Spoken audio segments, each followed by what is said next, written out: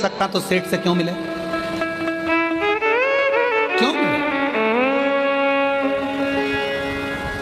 मिले? तो केवल मेरे ओघड़दानी से, मेरे शिव से। हाँ, हम कथा में आते हैं, उस समय पर अगर कोई मिलने के लिए खड़ा है, बैठा है, तो हम जरूर मिलते हैं। हम कथा से जाते हैं, कोई आकर बैठ गया, खड़ा हो गया, तो हम उसको जरूर हाथ जोड़कर उससे जरूर मिलते हैं। ऐसा नहीं कि हम नहीं मिलते, पर अलग अलग मिलने के लिए 2 दिन है, कथा का 5वां दिन और 6ठा दिन। शाम के समय आधा घंटा, वो भी मन हुआ तो, नहीं हुआ तो।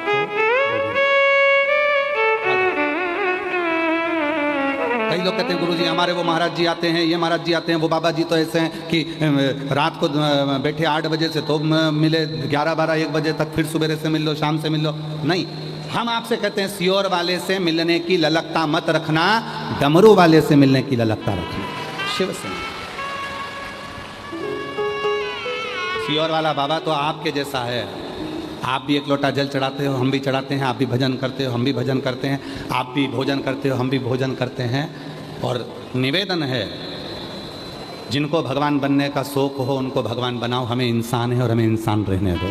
हमें इंसान है, हमें भजन करने दो, अपना स्मरण करने दो, भक्ति करो, स्मरण करो। व्यासपीठ से एक बात कही थी, शरीर में अगर रोग आ जाए, बीमारी आ जाए, तो सबसे पहले अपने नज़दीक के डॉक्टर के पास जाओ। हम डॉक्टर को शिव मानते हैं, शंकर मानते हैं। वो डॉक्टर अगर आपको कह दे कि ये रोग है, ये बीमारी है, इसके लिए दवाई खाना है, आप दवाई खाना प्रारंभ करो और शिव जी को 1 लोटा जल चढ़ाना प्रारंभ करो। तो दवा और दुआ जब दोनों साथ चलेगी तो तुम्हारा रोग जल्दी समाप्त हो जाएगा। शिव को रिझाने के लिए आडंबर ना करें, शिव को रिझाने के लिए दिखावा ना करें, और शिव को रिझाने के लिए ना तो व्यर्थ का खर्च करें और ना व्यर्थ की चर्चा। ना खर्चा करना है ना चर्चा करना। और उठाओ, 30 साल हो गए शिव महापुराण की कथा को बाँचते बाँचते। इन 30 साल के अंदर इस व्यासपीठ से कभी तुमसे कहा हो कि बाजार से ये सामान खरीद के लाना और शिव जी को ये चढ़ाना, तो आज तक इस व्यासपीठ ने कभी नहीं कहा कि इतना रुपया खर्च करना तब तुम शिव की पूजन करना। इस व्यासपीठ ने तो जो भी उपाय बताए वो दुर्वा के, कनेर के फूल के, बेलपत्री के, घर में कोई सामान है काली मिर्च उसका, गेहूं का दाना घर में है तो उसका, चावल का दाना घर में है तो उसका। इस व्यासपीठ ने जितने उपाय बताए, और ये जितने उपाय हैं, जितने उपाय लोग कहते हैं ये उपाय हमें मिलते नहीं हैं। तुम एक शिव पुराण देखते हो, गीता प्रेस गोरखपुर की शिव पुराण पढ़ो, उसके बाद में एक एक पुराणों का अध्ययन करो, उप पुराणों का अध्ययन करो। लिंग पुराण है तो लिंग पुराण भी उप पुराण का अध्ययन करो, शिव पुराण है तो शिव पुराण की उप पुराण का अध्ययन करो, श्रीमद् भागवत पुराण है तो उसकी उप पुराण का अध्ययन करो। सारी पुराणों का अध्ययन करिए, आपको सब कुछ मिलेगा जो इस व्यासपीठ से बताया जाता है। उसका एक एक शब्द आपको पूरी पुराण में मिलेगा कि कहाँ काली मिर्ची, कहाँ अरहर की दाल, कहाँ गेहूं का दाना, कहाँ अनाज, कहाँ अक्षत, कहाँ दुर्वा, कहाँ बेलपत्र, कहाँ शमी पत्र, उसका वर्णन एक एक।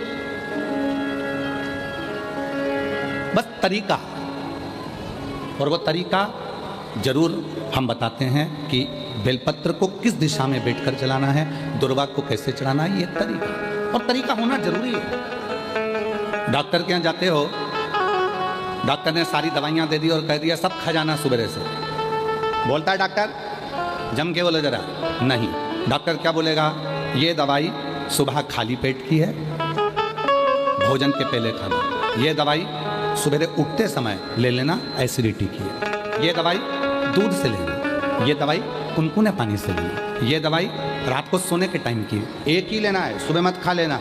डॉक्टर ने दवाइयाँ दी, सबका तरीका बताया कि कौन सी दवाई कब और कैसे लेना है। उसी तरह शिव महापुराण भी अपना तरीका बताती है कि बेलपत्र चढ़ाते तो तुम्हारी जिंदगी निकल गई, जल चढ़ाते तो तुम्हारी जिंदगी निकल गई, पर शिव पुराण सुनने वालों ने चढ़ाने का तरीका सीख लिया, और जब चढ़ाने का तरीका सीखा तो शिव जी ने झोली भरना चालू किया। जल पहले भी चढ़ाते थे, शिव मंदिर पहले भी जाते थे, शिवरात्रि पहले भी करते थे, सावन पहले भी आता था, शिवरात्रि पहले भी आती थी, पर अब सावन के महत्व को तुम जान गए, अब सोमवार के महत्व को तुम जान गए, अब शिवरात्रि के महत्व को तुम जान गए, पूजन का तरीका तुम जान गए कि गेहूं चढ़ाने से संतान की वृद्धि होती है। कनेर का पुष्प अगर अशोक सुंदरी वाली जगह पर चढ़ाया जाता है तो बच्चे जिद नहीं करते। वही कनेर का पुष्प जब जलाधारी पर, जो पार्वती जी की जगह पर चढ़ाया जाता है, तो नारी के उदर में अगर कोई तकलीफ हो जाती है, बच्चेदानी में कोई तकलीफ हो जाती है, तो वो समाप्त हो जाती है। वही कनेर का पुष्प जब शिवलिंग पर चढ़ाया जाता है तो रोग से मुक्त होता है। ऐसे कनेर के पुष्प को चढ़ाने का तरीका शिव पुराण ने बता दिया। दुर्वा चढ़ाने का तरीका शिव पुराण ने बता दिया कि गणेश भगवान शंकर का जहाँ से जल बहता है उसका राइट स्थान जो होता है पानी बहने वाली जगह, वहाँ दुर्वा को 7 दुर्वा जब हम शिव को समर्पित करते हैं, शंकर भगवान को समर्पित करते हैं, तो चाहे 32 वर्ष की उम्र हो गई हो, चाहे 42 वर्ष की उम्र हो गई हो, शादी जरूर होती है। तो ये तरीका शिव पुराण ने बताया, जिसको आप लोगों ने स्वीकार किया। पूर्व की सारी कथाओं में केवल तरीके बताए, कैसे कैसे।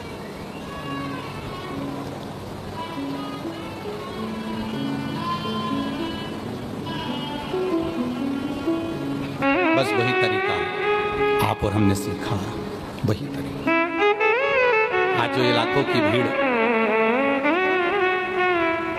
रात को 11 बजे से लेकर के होने के बाद भी पहले आकर बैठकर जगह को संभाल रहे हैं, कोई रात को 3 बजे आ गया, कोई 2 बजे आ गया, कोई 11 बजे आ गया, कोई 10 बजे आ गया।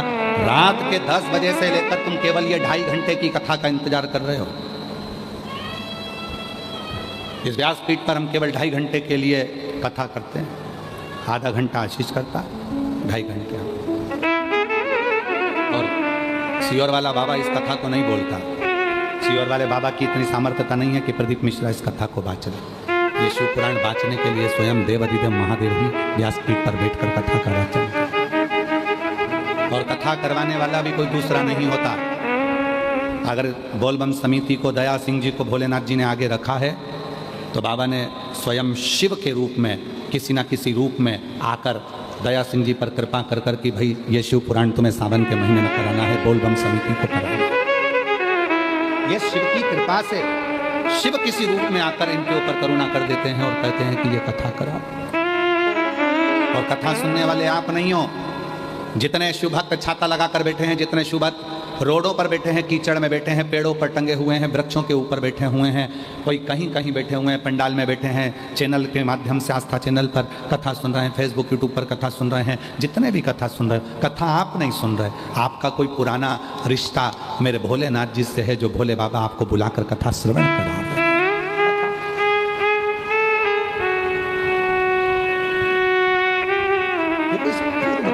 आज का नहीं, कोई पिछले जन्म मुझे बाबा तेरा साथ मिला, कोई पिछले जन्म मुझे बाबा तेरा साथ मिला। जहाँ सारी दुनिया झुकती है, जहाँ सारी दुनिया झुकती है, मुझे वो वाली दरबार मिला, दरबार मिला। कोई पिछले जन्म के शिकर मुझे बाबा तेरा साथ मिला। कोई पूर्व के जन्म का सुख हो। एक कथा कह दें, अगर आप लोग श्रवण करेंगे और अपने जीवन में उतारे तो एक बड़ी सुंदर कथा। लोग कहते हैं सियोर वाला बाबा या ये बाबा या वो बाबा। बाबा नहीं, ये व्यासपीठ करती है, शिव करता है, इंसान नहीं। एक गांव में एक सेठ जी रहते थे, पन्नालाल सेठ। क्या नाम था? जम के बोलो। पन्नालाल सेठ। निकलते थे तो लोग उनको नमस्कार करते थे, प्रणाम करते थे। पन्नालाल सेठ जी प्रणाम, नमस्कार, नमन, नमस्ते, पूछते करते। कोई सलाम करता, कोई नमन करता, कोई नमस्कार करता, कोई प्रणाम करता। पन्नालाल सेठ मुंडी हिला देते, नीचे मुख कर कर बोलते मैं बोल दूंगा। फिर कोई मिला तो पन्नालाल सेठ से कहा प्रणाम, नमस्कार, सलाम। पन्नालाल सेठ बोलते धीरे से मैं बोल दूंगा। फिर किसी ने प्रणाम करा तो उन्होंने फिर कहा मैं बोल दूंगा। फिर किसी ने प्रणाम करा तो फिर कह दिया मैं बोल दूंगा, घर जाकर मैं बोल दूंगा। मुनीम एक दिन साथ चल रहा था और मुनीम ने कहा सेठ जी एक बात समझ में नहीं आती, कोई तुमको सलाम करता है, प्रणाम करता है, नमस्कार करता है, और तुम लक्ष्मी जी से कहा आज मैं रास्ते में से जा रहा था तो वो सलाम कह रहा था, वो प्रणाम कह रहा था, वो नमस्कार कह रहा था। मुनीम ने पूछा तुम घर पर आकर लक्ष्मी जी से पैसे से कहते हो कि वो तुम्हें प्रणाम कर रहा था? हाँ। मुनीम ने पूछा ये क्यों? पन्नालाल सेठ कहने लगे जब मैं गरीब था, जब मेरे पास कुछ नहीं था, कोई मुझे सलाम नहीं करता था, ये सब सलाम पैसे को करा जा रहा है, ये सारा प्रणाम कुर्सी को करा जा रहा है, ये सारा प्रणाम धन को करा जा रहा है, ये सारा प्रणाम लक्ष्मी को करा जा रहा है। लक्ष्मी नहीं होगी तो कोई प्रणाम नहीं करता, कोई सलाम नहीं करता, और लक्ष्मी है तो सब प्रणाम करता। कोई बहुत बड़ी कुर्सी पर बैठ गया, कोई बहुत बड़ा अधिकारी बन गया, बहुत बड़ी कुर्सी पर बैठ गया, उसके भीतर कभी ये बात नहीं आना चाहिए कि लोग मुझे सलाम ठोक रहा है। तुझे नहीं, तू जिस कुर्सी पर बैठा है सलाम उसको ठोका जा रहा है, प्रणाम उसको करा, नमन उसको करा जा। जिस दिन रिटायर होगा, अपनी कुर्सी से उतरेगा, उस दिन तेरा सिग्नेचर भी उस ऑफिस में काम नहीं आएगा। तब समझ में आएगा कि इज्जत मेरी नहीं कुर्सी की थी, जिस कुर्सी पर मैं बैठा था।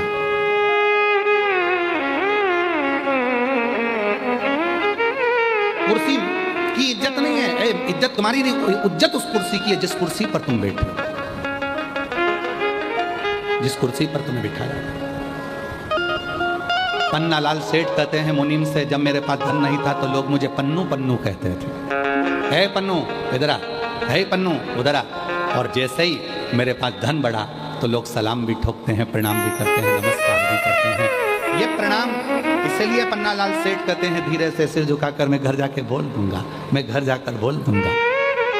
मेरी जीजियों, बस ये स्वभाव तुम्हारे अंदर जिस दिन आ जाएगा, समझ लेना कि दुनिया के सबसे बड़े संत, साधु, सन्यासी, तपस्वी और एक श्रेष्ठ व्यक्ति आप बन गए कि लोग हमें नहीं, हमारे वैभव को, हमारी कुर्सी को, हमारे पद को, हमारी प्रतिष्ठा को, हमारे धन को, हमारी दौलत को नमन करते हैं।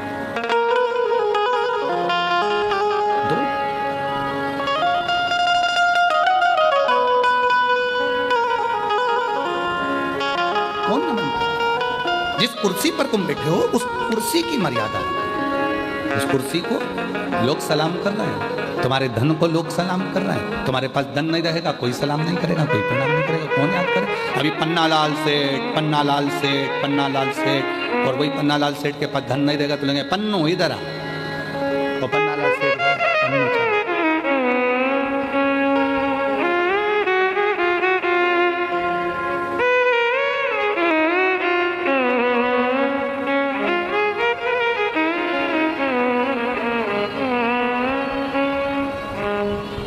कभी कभी इस कथा को कहते कहते हमको एक गाने की एक लाइन याद आ जाती है, मत कर इतना गुरूर, मत कर इतना गुरूर इस सूरत पर, ना जाने ये सूरत कब ढल जाती है। पर बोलबम समिति, जिस समिति का बच्चा बच्चा, जिस समिति का एक एक व्यक्ति, जिस व्यक्ति का एक एक समिति का कार्यकर्ता आए हुए भक्तों को अपना घर समझता है, आए हुए भक्तों को अपना परिवार समझता है और सेवा में।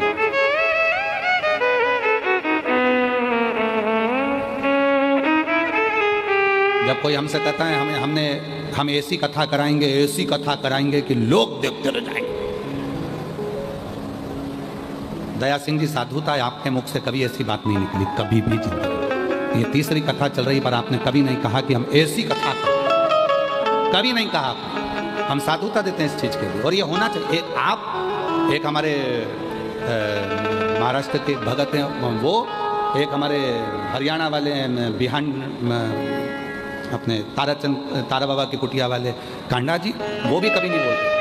भले ढेरों की संपदा होगी पर उनके मुख से भी हमने कभी नहीं सुना वो गोविंद गोपाल कांडा की गुरु जी हम ऐसी कथा करें ना, वो एक ही बात बोलते हैं, जैसे आप बोलते हो ना गुरुजी जो महादेव चाहेगा ना सावन के महीने में वही होगा, क्योंकि महीना उनका है, कथा कराने वाले वो हैं और वही आयोजन कराएंगे, तो मैं नहीं हूँ।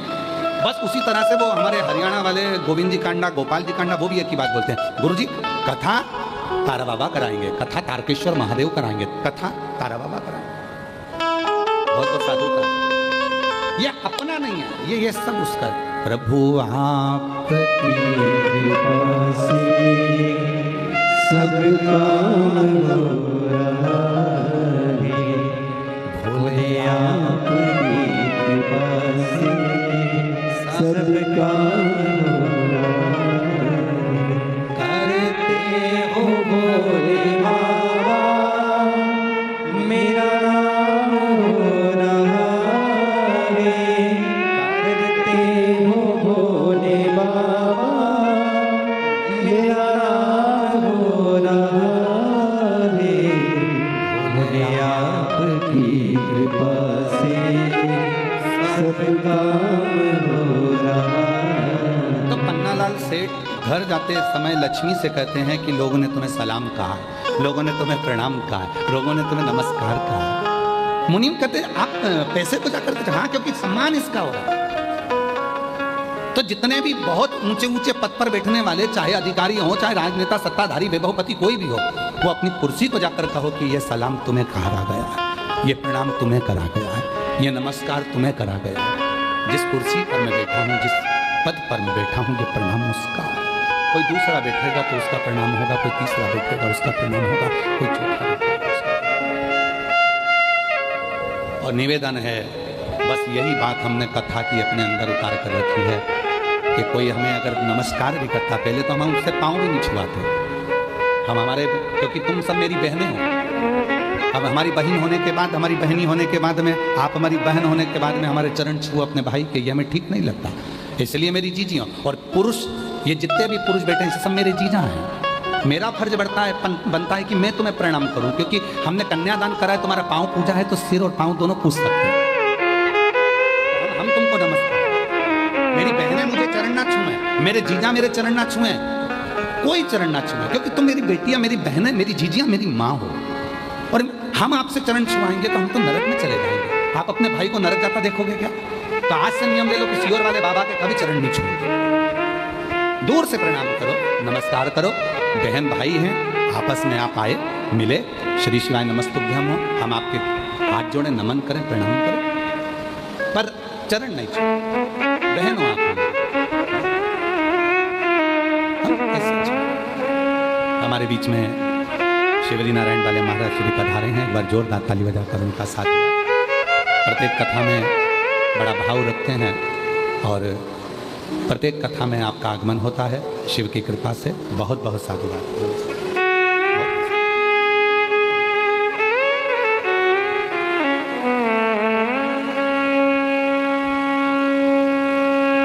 प्रणाम करो मेरे शिव को।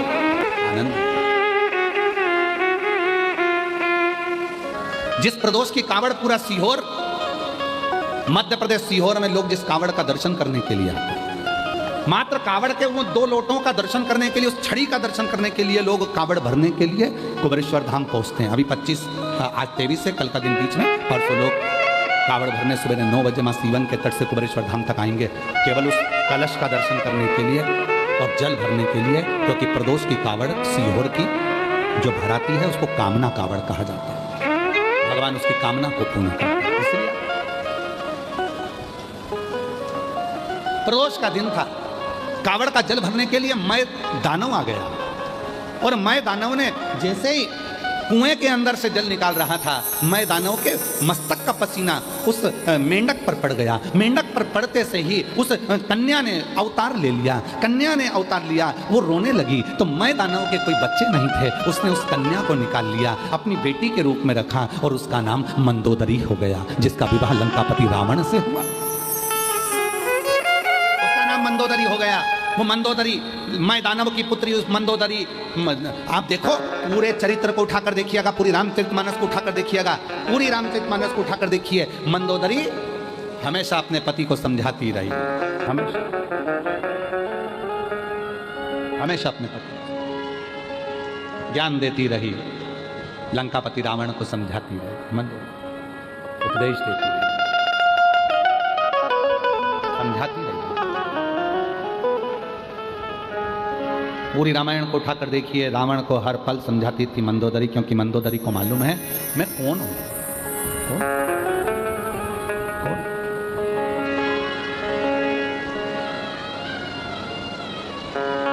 मैं दानव ने मंदोदरी से विवाह कर लिया। मैं दानव ने मंदोदरी का विवाह लंकापति रावण से कर दिया। रावण से कहते हैं जितना रावण शिव की साधना करता था, जितना रावण शंकर की आराधना करता था, जितना रावण शिव की साधना में डूबा रहता था, उससे 4 गुना ज्यादा शिव की साधना में मंदोदरी डूबी रहती थी।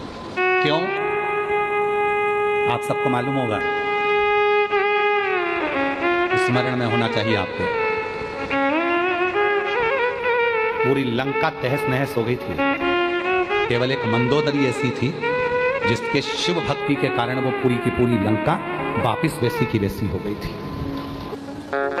कहां से लाऊं गंगा, कहां से लाऊं यमुना, कहां से लाऊं गंगा, कहां से लाऊं यमुना, कहां से लाऊं सरयू अपार पड़ी रे, कहां से लाऊं सरयू अपार पड़ी रे, भूले तेरी सेवा हमसे न बनी रे, भूले तेरी सेवा हमसे न बनी रे, कहां से लाऊं लड्डू, कहां से लाऊं पेड़ा, कहां से लाऊं लड्डू, कहां से लाऊं पेड़ा, कहां से लाऊं बर्फी वो शक्कर जड़ी रे, कहां से लाऊं बर्फी वो शक्कर जड़ी रे, बोले तेरी सेवा हमसे न बनी रे। बोलो कितनी तरह का? जम के बोले जरा। 2 तरह। आप लोगों ने आशीर्वाद लिया किसी का? अरे बोलो तो जम के। आशीर्वाद 2 तरह का होता है। कौन कौन सा होता है? अब लोग कहेंगे गुरुजी आशीर्वाद भी तो होता है। बिल्कुल होता है। जितने आस्था चैनल पर सुन रहे हो, जितने फेसबुक यूट्यूब पर सुन रहे हो, जितने सोशल मीडिया पर सुन रहे हो, जितने ये पवित्र शिव महापुराण के प्रांगण में जयंती स्टेडियम भिलाई में बैठकर कथा सुन रहे हो, आशीर्वाद 2 तरह का होता है। एक आशीर्वाद चरण छूकर लिया जाता है। क्या छूकर लिया जाता है? चरण छू। एक आशीर्वाद चरण छूकर लिया जाता है और दूसरा आशीर्वाद दिल छूकर लिया जाता है, किसी के मन को छूकर। मन कब छुएगा? चरण छूना सरल है और चरण छूकर आशीर्वाद लेना सरल है, पर दिल छूकर कोई की तुमने हेल्प कर दी, किसी को कोई सहयोग कर दिया, किसी का कोई कष्ट मिटा दिया, किसी को कोई तकलीफ थी, तुमने उसका साथ दे दिया। जो आशीर्वाद मन से मिलेगा वो तुम्हारी पूरी जिंदगी को तार देगा, पूरे जीवन को।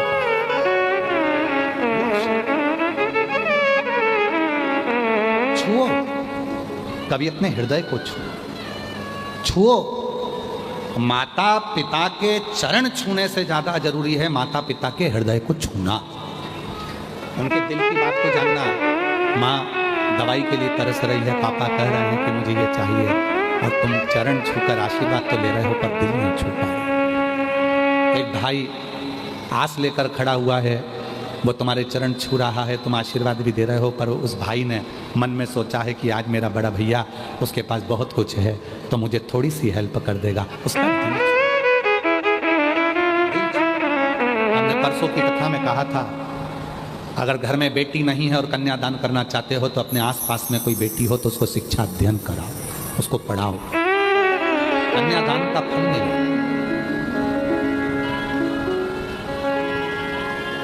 आशीर्वाद 2 तरह का होता है, एक चरण छूकर लिया जाता है, दूसरा दिल छूकर लिया जाता है। चरण छूकर मिला वो अपनी जगह पर है, पर किसी का दिल तो छू।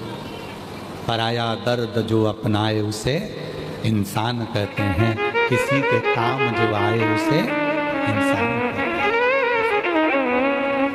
ये भारत की संस्कृति का, स्वयं खा लेना सुकृति है, छुड़ा कर खा लेना विकृति है, और बांट कर खाना ये मेरे भारत देश की संस्कृति है।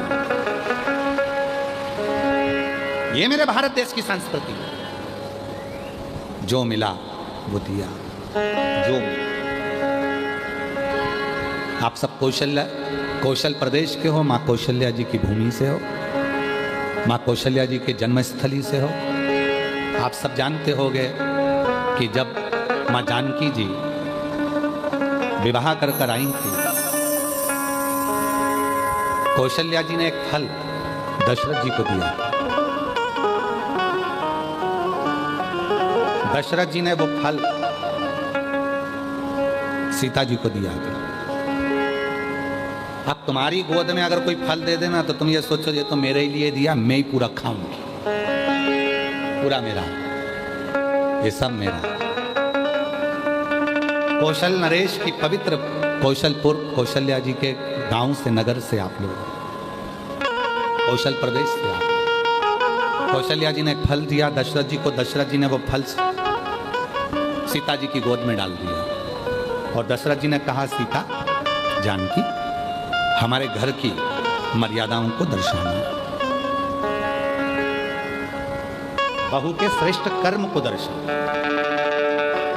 फल लिया मां जानकी जी ने, गई, घर में जितने सदस्य थे उतने उस फल के टुकड़े करे दशरथ जी के हाथ में लाकर दे दिए। दशरथ जी ने पूछा, क्या है ये फल जो आपने दिया था? फल? दशरथ जी ने आशीर्वाद दिया, बहू आज मुझे अच्छा लगा। इसी को भारत देश की संस्कृति कहते हैं, जो बांट कर खाना। अब कहां संस्कृति रह गई? नींद का भी अपना एक दौर है, नींद का अपना एक दौर है। नींद को समझने वाले समझ सकते हैं कि माता पिता जागें उससे पहले बेटों को जागना चाहिए, माँ आप जागे उससे पहले बेटे को जागना चाहिए, माँ जागे उससे पहले बेटी को जागना चाहिए, गुरु जागे उससे पहले शिष्य को जागना चाहिए। हमारे कई सारे शिष्य ऐसे भी हैं, गुरु जी तो सवेरे उठ जाते हैं, शिष्य आराम से उठते हैं।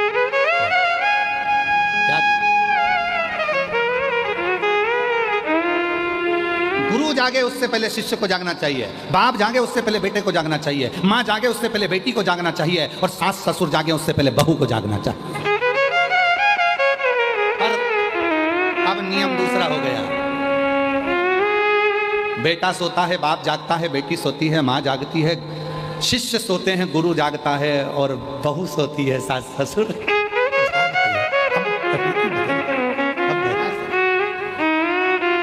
पर निवेदन है, ठीक है आप कब जाग रहे हो उससे मतलब नहीं, पर अपने भीतर से रोज जागो। अपने काम, आसक्ति, तृष्णा, लोभ, वासना, इनसे थोड़ा जागो, थोड़ा।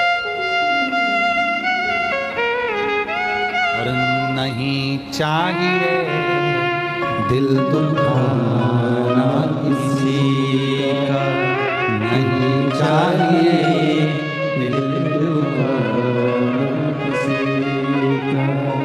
सदा ना रहा है, सदा ना रहा है जमाना किसी का, नहीं चाहिए दिल दुखाना किसी का, नहीं चाहिए दिल दुखाना किसी का।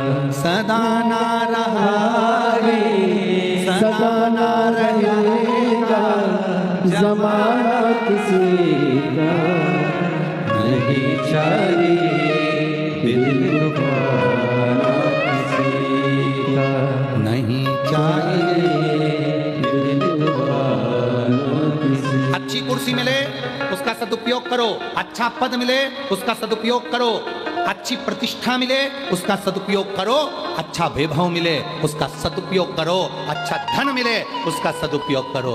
एक दिन कुर्सी, पद, प्रतिष्ठा, यश, धन, वैभव एक दिन ऐसा आता है कि फिर उससे उतरना जाना पड़ता है, फिर उस क्रम में आना पड़ता है। उसका शिक्षा की, किसी को चिकित्सा की जरूरत है, किसी को आपके एक सिग्नेचर की जरूरत है जिससे उसकी जिंदगी बच सकती है। प्रयोग